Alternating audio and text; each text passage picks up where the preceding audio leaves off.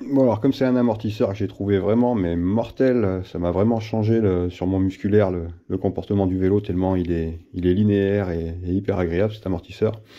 On va essayer de tester le Öhlins. Donc là c'est le TTX2. Sur le Santa Cruz quand je l'avais testé c'était le TTX1. Donc sur le TTX2 la bonbonne, la chambre d'air est un peu plus conséquente. Et donc pour ceux qui voudraient installer ou changer leur amortisseur sur le Powerplay, sur le Rocky Mountain, ben eux sur les entretoises à l'arrière ils ont monté sur roulement.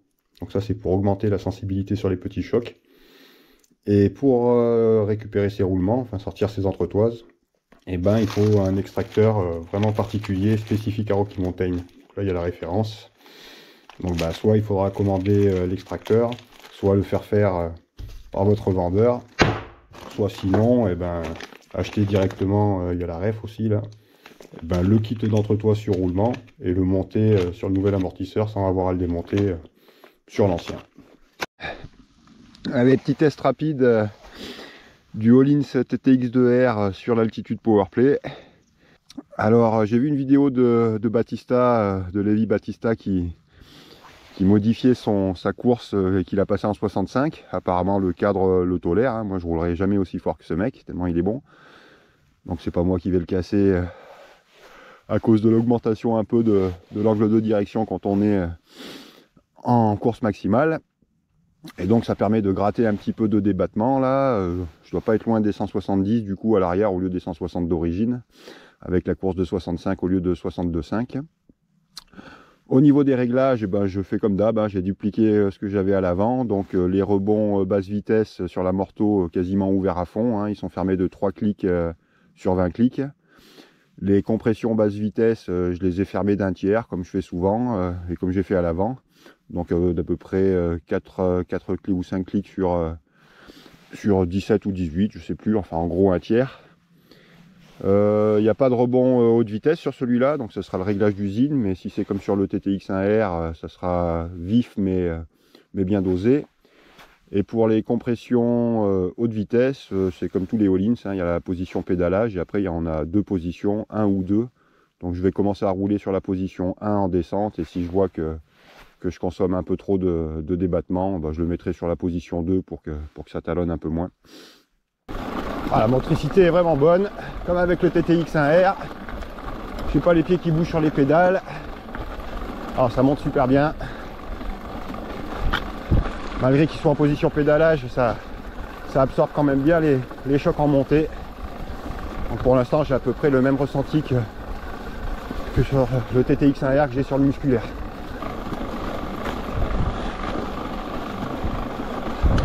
Ah, la motricité est super bonne. Ouais, chier. Ah, de ce côté là, en montée, on a un peu les caillasses et tout. Ça marche super bien en position pédalage. La petite montée technique.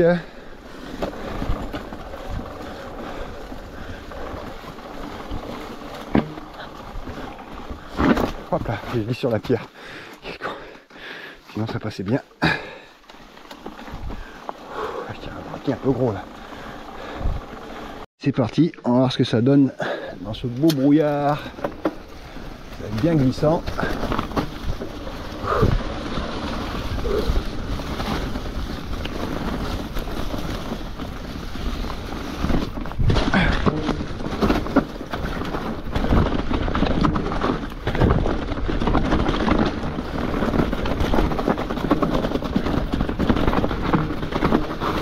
Waouh, ça glisse grave.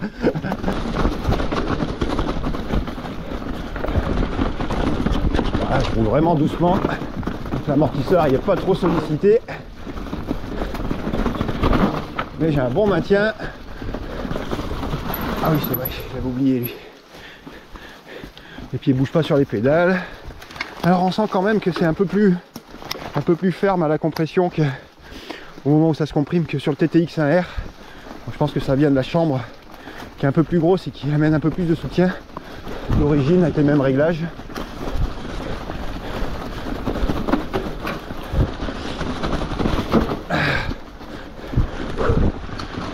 Mais bon, c'est quand même plus linéaire que le X2. Il n'y a pas à chier. Je roule vraiment comme un vieux là.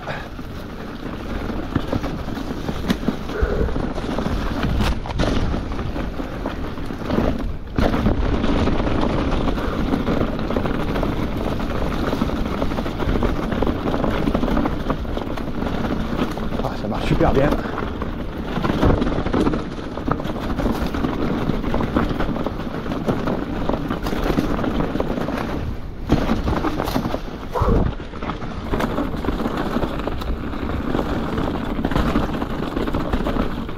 Alors, en tout cas, la fourche marche vraiment super bien. Depuis que j'ai pris le temps de peaufiner un peu les réglages. Oh, et mollo.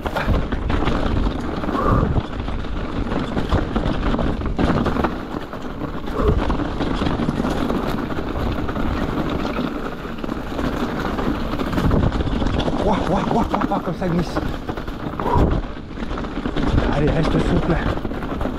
Ah, je suis trop crispé. Du coup, je prends tout dans les poignets. Je suis pas précis.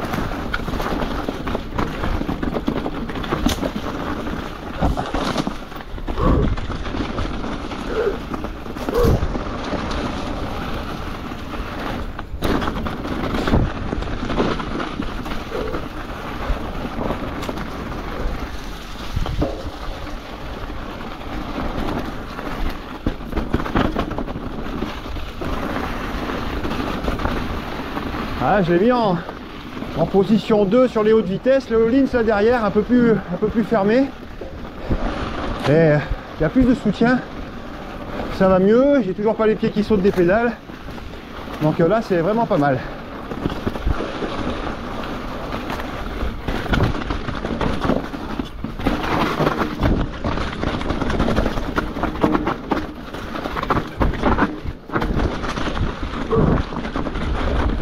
Il va tout doux.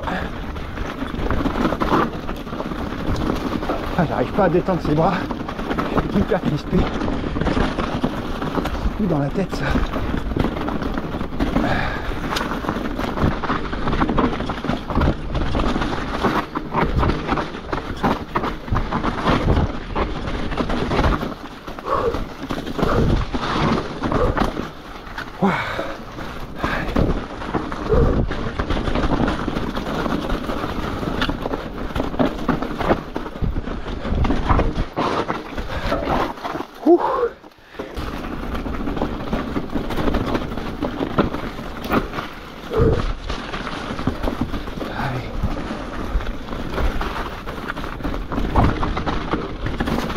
Ah, je suis pas en confiance avec les racines mouillées. Incroyable. J'ai vraiment zéro mental.